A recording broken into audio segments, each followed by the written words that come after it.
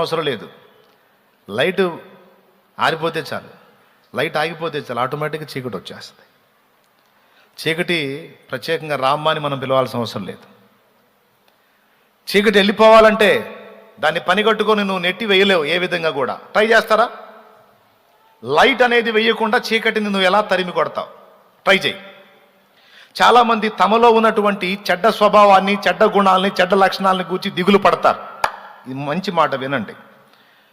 ఎట్లనన్నా కానీ దీన్ని అధిగమించాలి, ఈ తప్పుడు ఆలోచన ఏంటో పదే పదే వస్తుంది, ఈ బలహీనత ఏంటో నాకు పదే పదే వస్తుంది, ఇలా ఆలోచించకూడదు, ఇలా ప్రవర్తించకూడదు అనుకుంటానే నేను మళ్ళా అలానే వెళ్తున్నాను, అబ్బా నాకు ఇది పెద్ద క్షోభలాగుంది, ఎట్లా నేను దీని గురించి బయటపడతాను అని కొంతమంది నలిగిపోతూ ఉంటారు.